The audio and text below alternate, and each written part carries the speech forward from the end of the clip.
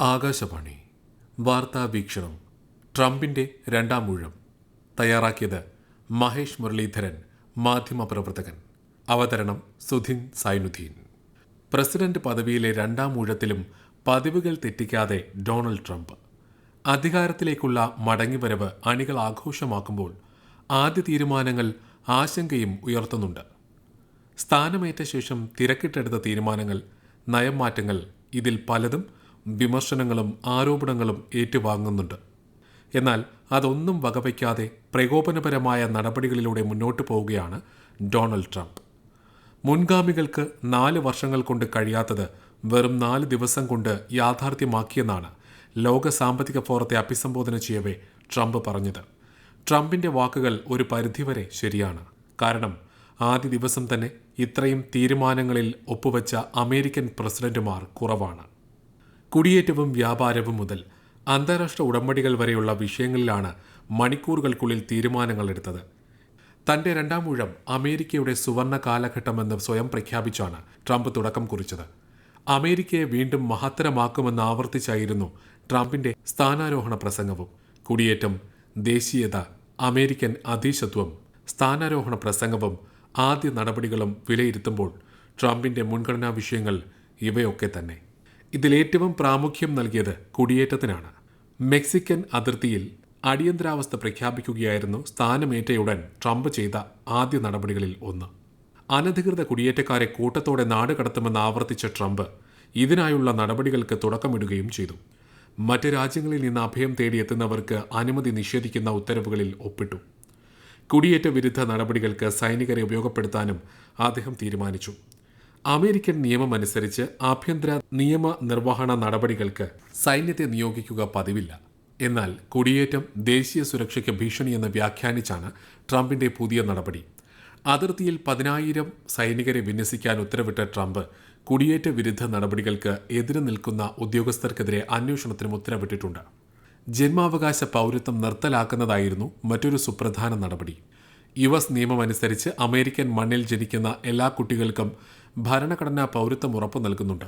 അനധികൃത കുടിയേറ്റക്കാരുടെയും താൽക്കാലിക വിസയിൽ എത്തുന്നവരുടെയും അമേരിക്കയിൽ ജനിക്കുന്ന കുട്ടികൾക്ക് പോലും ഈ നിയമമനുസരിച്ച് പൗരത്വം ലഭിക്കും. ട്രംപിന്റെ പുതിയ ഉത്തരവനുസരിച്ച് അമേരിക്കൻ പൗരന്മാരുടെയും നിയമാനുസൃതം സ്ഥിരതാമസ അനുമതി ലഭിച്ചവരുടെയും മക്കൾക്ക് മാത്രമേ പൗരത്വം ലഭിക്കുകയുള്ളൂ. പക്ഷേ പുതിയ ഉത്തരവ് ദിവസങ്ങൾക്കകം തന്നെ കോടതി സ്റ്റേ ചെയ്തു. ട്രംപിന്റെ നടപടി ഭരണഘടനാ ലംഘനമെന്ന് ചൂണ്ടിക്കാട്ടി സിയാറ്റിനിലെ ഫെഡറൽ ജഡ്ജാണ് ഉത്തരവ് 14 ദിവസത്തേക്ക് സ്റ്റേ ചെയ്തത്. ഇതിനെതിരെ അപ്പീൽ നൽകുമെന്ന് ട്രംപ് ഭരണകൂടം വ്യക്തമാക്കിയിട്ടുണ്ട്. വ്യാപാര മേഖലയിൽ ട്രംപ് മുന്നോട്ട് വെച്ച അധിക തീരുവ ഇതുവരെ നടപ്പായിട്ടില്ല. എന്നാൽ നികുതി ഭീഷണിയുടെ പ്രസ്താവനകൾ ആവർത്തിക്കുകയും ചെയ്തു. Mexico, Canada, China, European union എന്നീ പ്രധാന 4 വ്യാപാര പങ്കാളികൾക്കും മേൽ വൈകാതെ തീരുവ പ്രഖ്യാപിക്കുമെന്ന് തന്നെയാണ് ട്രംപ് പറഞ്ഞത്. അമേരിക്കയുടെ വ്യാപാര നയങ്ങളെക്കുറിച്ച് വിശദ പഠനം നടത്താൻ ട്രംപ് ഉത്തരവിട്ടിട്ടുണ്ട്. ഈ റിപ്പോർട്ട് വിലയിരുത്തിയാകും തീരുവ സംബന്ധിച്ച് ഭാവിയിൽ ഉത്തരവുകൾ പുറപ്പെടുവിക്കുക. സ്ഥാനമേറ്റെടുത്ത അടുത്ത ദിവസങ്ങളിൽ തന്നെ ലോക സാമ്പത്തിക ഫോറത്തെയും അദ്ദേഹം അഭിസംബോധന ചെയ്തു. പ്രസംഗത്തിനിടെ കാനഡയുൾപ്പെടെയുള്ള രാജ്യങ്ങൾക്കെതിരെ രൂക്ഷ വിമർശനങ്ങളാണ് അദ്ദേഹം ഉന്നയിച്ചത്. കാനഡയിൽ നിന്നുള്ള ഇന്ധനമോ വാഹനമോ മറ്റ് കയറ്റുമതി ഉൽപ്പന്നങ്ങളോ അമേരിക്കയ്ക്ക് ആവശ്യമില്ലെന്ന് ട്രംപ് തുറന്നടിച്ചു. എന്നാൽ അമേരിക്ക ഇറക്കുമതി ചെയ്യുന്ന എണ്ണയിൽ 60% എത്തുന്നത് കാനഡയിൽ നിന്നാണ്. ഈ വിഷയത്തിൽ ഉൾപ്പെടെ ട്രംപിന്റെ അവകാശവാദങ്ങളിൽ പലതും പൊള്ളയാണെന്ന വിമർശനവും എതിരാളികളിൽ നിന്നും ഉയരുന്നുണ്ട്. സ്ഥാനമേറ്റെടുത്തയുടൻ ഊർജ്ജ അടിയന്തരാവസ്ഥ പ്രഖ്യാപിച്ച ട്രംപിന്റെ നടപടിയും ശ്രദ്ധേയമായി. നിലവിലെ ഊർജ്ജ പ്രതിസന്ധി പരിഹരിക്കുന്നതിനൊപ്പം ഭാവിയുടെ ആവശ്യങ്ങൾ കൂടി മുന്നിൽ കണ്ടാണ് നടപടിയെന്ന് ട്രംപ് പറയുന്നു. വരും വർഷങ്ങളിൽ നിർമ്മിത ബുദ്ധിയും ഡാറ്റാ സെന്ററുകളും വ്യാപകമാകുന്നതോടെ ഊർജ്ജ ആവശ്യകത പരിധി വിട്ടുയരും. ഇതിനായി എണ്ണ, പ്രകൃതിവാതക ഖനനം പരമാവധി കൂട്ടാനാണ് ട്രംപിന്റെ നിർദ്ദേശം. പാരിസ്ഥിതിക പ്രശ്നങ്ങൾ മുന്നിൽ കണ്ട് ബൈഡൻ ഭരണകൂടം നിർത്തിവെച്ച കടലിലെ എണ്ണ ഖനനം പുനരാരംഭിക്കാനും ട്രംപ് നിർദ്ദേശിച്ചിട്ടുണ്ട്.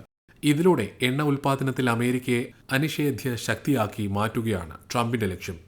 സമീപ വർഷങ്ങളിൽ സൗദിയെ പിന്തള്ളി അമേരിക്ക എണ്ണ ഉൽപ്പാദനത്തിൽ 1ാം സ്ഥാനത്തെത്തിയിരുന്നു.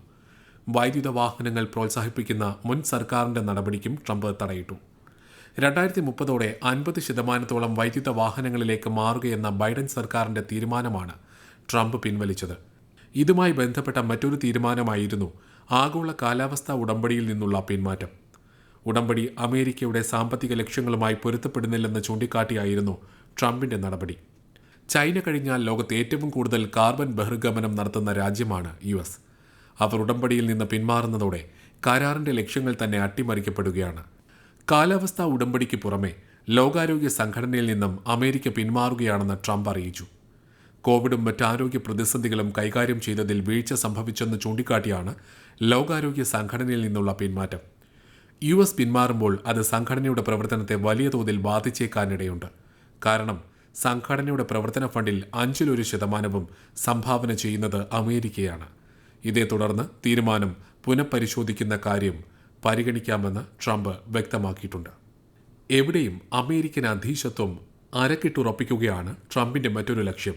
ഇത് മുന്നിൽ കണ്ടായിരുന്നു പനാമ കനാലിന്റെ നിയന്ത്രണം തിരിച്ചുപിടിക്കുമെന്ന പ്രസ്താവന. കനാൽ നിർമ്മിച്ച അമേരിക്ക തന്നെയായിരുന്നു 1977 വരെ അതിന്റെ നിയന്ത്രണവും കൈവശം വച്ചിരുന്നത്. തുടർന്ന് പല സാഹചര്യങ്ങളാൽ നിയന്ത്രണം പനാമയ്ക്ക് കൈമാറുകയായിരുന്നു. വീണ്ടും അത് തിരിച്ചുപിടിക്കുകയാണ് ട്രംപിന്റെ ലക്ഷ്യം.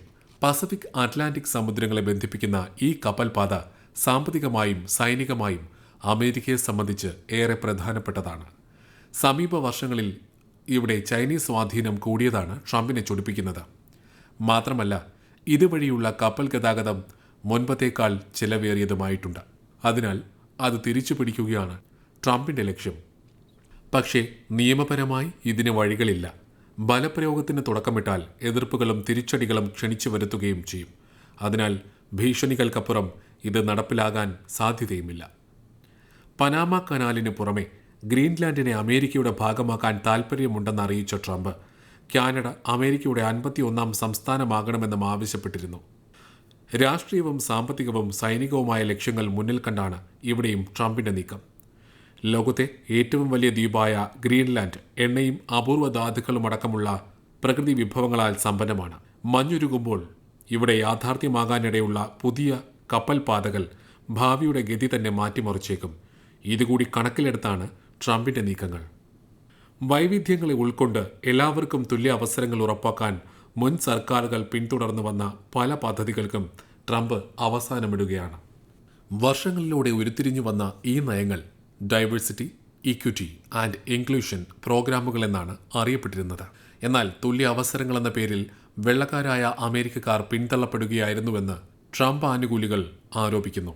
ഇതിനൊപ്പം ട്രാൻസ്ജെൻഡേഴ്സിനെ പൂർണ്ണമായും തള്ളുന്ന മറ്റൊരു പ്രഖ്യാപനം കൂടി ട്രംപിന്റെ ഭാഗത്തു നിന്നുമുണ്ടായി. അമേരിക്കയിൽ ഇനി സ്ത്രീയും പുരുഷനുമെന്ന 2 വിഭാഗങ്ങൾ മാത്രമേ ഉണ്ടാകൂ എന്നാണ് ട്രംപ് വ്യക്തമാക്കിയത്. ഇതിനെതിരെ വിമർശനവുമായി മനുഷ്യാവകാശ സംഘടനകളടക്കം രംഗത്തെത്തിയിട്ടുണ്ട്. തെരഞ്ഞെടുപ്പ് കാലത്ത് ഗർഭഛിദ്രമടക്കമുള്ള വിഷയങ്ങളിലും ട്രംപിന്റെ നിലപാടുകൾ വിമർശിക്കപ്പെട്ടിരുന്നു. അഭിപ്രായ സ്വാതന്ത്ര്യം തിരികെ കൊണ്ടുവരാനുള്ള നടപടികളും തന്റെ സർക്കാർ കൈക്കൊള്ളുമെന്ന് ട്രംപ് വ്യക്തമാക്കിയിട്ടുണ്ട്. അധികാരത്തിലേറെ ദിവസങ്ങൾക്കകം ലോകത്തിലെ യുദ്ധങ്ങൾ അവസാനിപ്പിക്കാൻ നടപടിയെടുക്കുമെന്നായിരുന്നു ട്രംപിന്റെ വാഗ്ദാനം. എന്നാൽ ആ വഴിയിൽ ആത്മാർത്ഥ ശ്രമങ്ങളൊന്നും തന്നെ ഉണ്ടായിട്ടില്ല. അടിയന്തരമായി യുദ്ധം അവസാനിപ്പിച്ചില്ലെങ്കിൽ കൂടുതൽ ഉപരോധം ഏർപ്പെടുത്തുമെന്ന് റഷ്യയ്ക്ക് ട്രംപ് താക്കീത് നൽകിയിരുന്നു. ഹമാസ് ഇസ്രായേൽ വെടിനിർത്തൽ എത്ര കാലം തുടരാൻ കഴിയുമെന്നതിൽ ആശങ്കയും പ്രകടിപ്പിച്ചു. ഗസയുടെ പുനർനിർമ്മാണത്തിന് സഹായം നൽകാൻ ഒരുക്കമാണെന്നും ട്രംപ് വ്യക്തമാക്കി. അതേസമയം ഇത് തങ്ങൾ ഇടപെടേണ്ട യുദ്ധമല്ലെന്ന് ആവർത്തിക്കുകയും ചെയ്തു. ഇതിനിടയിൽ ബംഗ്ലാദേശിനുള്ള സഹായങ്ങൾ നിർത്തിവെക്കാനുള്ള തീരുമാനവും ചർച്ച ചെയ്യപ്പെട്ടു. എന്തായാലും ലോകത്തെ സംബന്ധിച്ച് ട്രംപ് ഭരണകൂടത്തിൽ നിന്ന് വരും ദിവസങ്ങളിൽ ഉണ്ടാകാനിടയുള്ള തീരുമാനങ്ങൾ നിർണായകമാണ്. അതെന്തൊക്കെയാണെന്ന് കാത്തിരുന്ന് കാണേണ്ടതുണ്ട്. നിങ്ങൾ കേട്ടത് വാർത്താ വീക്ഷണം.